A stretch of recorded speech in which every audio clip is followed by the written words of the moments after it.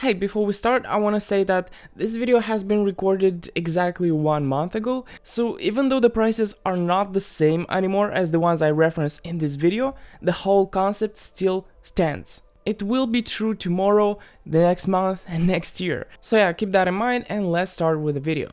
You have all heard that CSGO collections have extraordinary investments in them, returning anywhere from 200 to 400% of your investment in 1 year.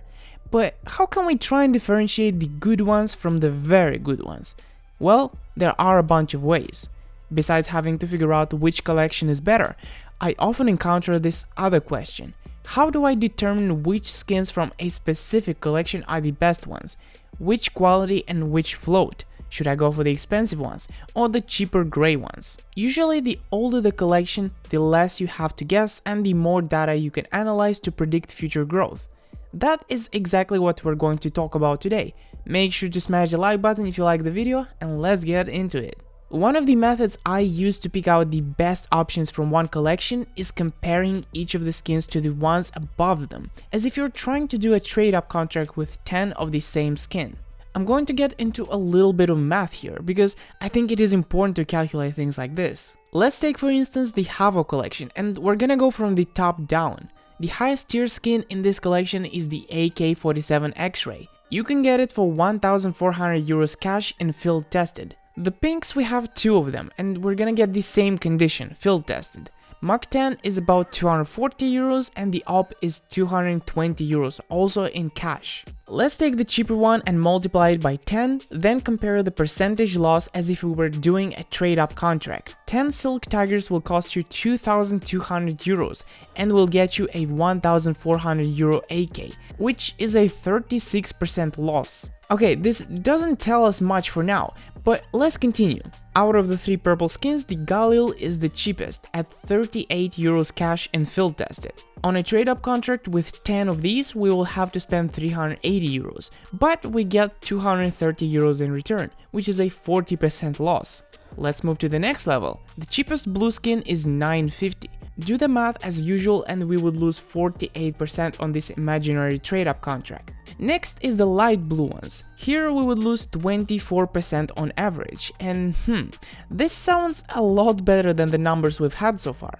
Finally, a trade-up with 10 gray skins will result in a 29% loss. Now we have the results for the whole Havo collection, and we can approximately see which quality skins will have a higher increase, because those are the more profitable ones to do trade-ups currently, which in turn means their price will go up a little faster than the items around them. But remember, this calculation was for the field-tested condition. Plus, there are nuances like float-capped items, so you have to use a trade-up calculator if you don't know how to calculate the outcomes correctly yourself. Let's move to an older collection where we can also apply some other methods. I chose the Gods and Monsters collection and did the exact same thing as before in order to get these results. It looks like the light blues are the best by far, but this is not the absolute truth. So we're going to head on to the community market and look at the price growth for the items in this collection over the past year and past 2 years. I wasn't able to track the Medusa because it has been out of the market for a while, but here's the approximate growth for each of the qualities. According to this data, the light blues haven't been the absolute winner, though they still are arguably the most profitable, with the blues closely behind.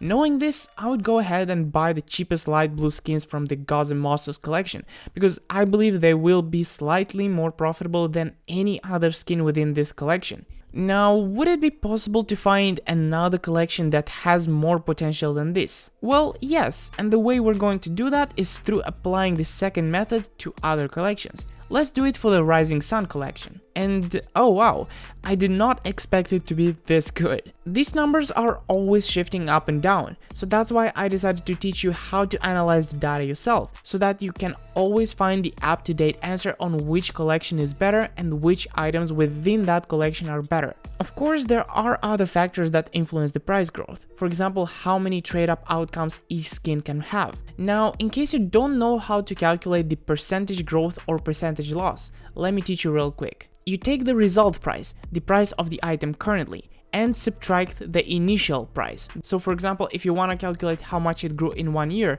then the initial price would be the price 1 year ago. Now put this in parentheses and divide by the initial price. Then multiply by 100 and you have the percentage growth or loss. It's pretty simple. Though that is pretty much it. If you're looking forward to investing in CSGO, you should check out Skinport. They are a marketplace for CSGO skins based in Germany. The cool thing is that there is no buying fee, so you pay exactly the amount that the skin costs. Also, prices are much lower than on the Steam market, up to 40% lower on some items. If you're going to use the website, then I would appreciate you using my affiliate link down in the pinned comment. Thank you for watching, let me know what you think of the data analysis methods that I've been using, and I'll see you next time. Bye bye.